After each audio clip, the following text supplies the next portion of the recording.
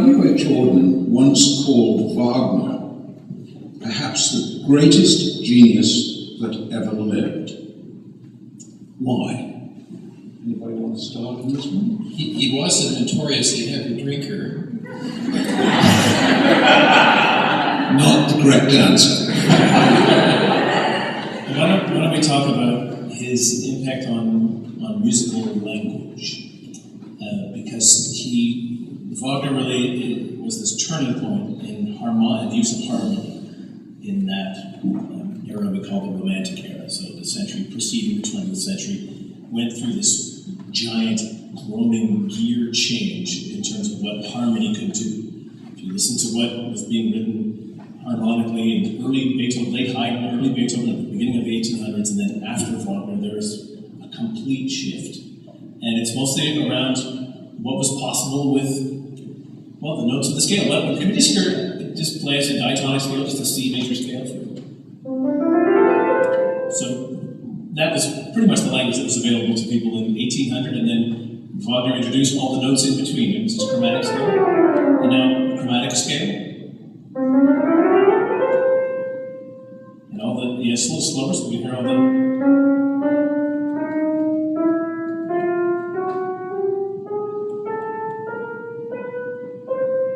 So Wagner used all those notes. The diatonic scale essentially is full tone, half tone, full tone, half tone. But in the case of the chromatic scale, it's all half tones. You go all the way up. So it produces a much richer range of harmonies than you can get. Broadly speaking, I've taken over your class. Broadly speaking, the history of music is the history of the expansion of what's permissible. If you listen to Gregorian chant, you've got one melody over a very small pitch range, because those were the acceptable tones that sounded right to people's ears. By the time we get to the Baroque period, music expanded because people could use repetition so much. And then eventually, it got into the field of harmonic expansion and moving toward this chromatic scale. It all meant you could expand the size of the piece you were writing, because there were more places you could go to musically that were acceptable to people's ears. In fact, if I can go even further, Bill, you have a polarity in the diatonic system, the first scale that we heard, that pulls the music towards what's known in music as a key. Because of the semitones that Bill laid out, tone, semitone, tone, semitone, there is a polarity created in music. By using all of the semitones, though that there is no relationship, so semitone, they all become equal, it all becomes democratic. So you don't have that polarity anymore, you don't have a key center. And that freed music up, to carry on from Tom, it frees music up unbelievably, so you can really go just about anywhere harmonically. The harmony becomes almost dysfunctional in a way. And after Wagner, as you probably know if you've been to a concert that featured music written somewhere between, let's say, 1920 to 1960, harmony ceased to be the same vehicle that it was before Wagner. With Schoenberg and his 12-tone system, each of these semitones was of equal importance, and you didn't repeat until you used all the others. In short, if you've been to the kind of concert where you leave wondering what you've just heard, you can blame that on Wagner. And if we can bring this back to Wagner, let's bring it back to Tristan and Isolde, one of the groundbreaking operas, or music dramas as he preferred, of music history. The story of Tristan and Isolde is about a relationship between a man and a woman that isn't going to make it. It's dysfunctional.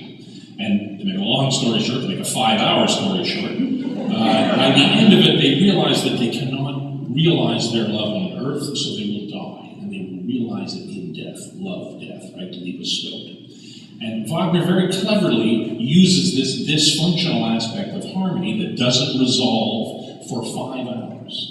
So it has a subliminal effect on us, where we feel what Tristan and Isolde are feeling because it's upsetting. Nothing resolves, just like their love can't resolve until about halfway through the Liebestod, when everything everything resolves to a wonderful key, a major key, and it's like an orgasm. It really is just a release of tension, 4.5 to 5 hours of musical tension that is released, and we now feel what they must have felt. Right? It's a very clever use, brilliant use of music to create emotion and tension and release, relaxation, and climax.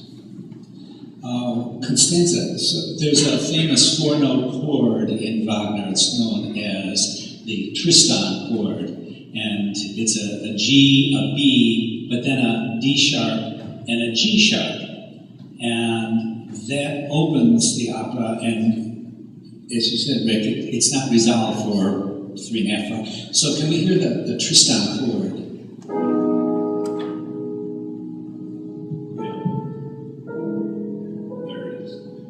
Play it again, Constanze. Just the Tristan chord. And resolve it to F sharp major. F sharp major. Okay, there's where it would have resolved in 18th century harmony. Now play the whole thing and resolve and do it Wagner.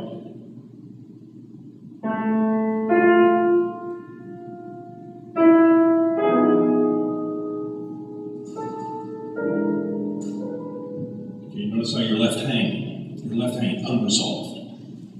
Magnify that through 4 or 5 hours. Unresolved, dysfunctional harmony like the love. But that's how you become lost in the music, and there isn't any longer a sense of time's passage. There are no quarter numbers. Yes, but you can also argue that maybe Wagner developed this, but perhaps he was not the first person to actually think about chromatics. I mean, Liszt is in there, and very importantly, and so was Berlioz, and both were influences on Wagner. So we cannot say that Wagner invented this. He perhaps developed it. As the Catholic Church tells us, there is no creation ex nihilo. You all come from something.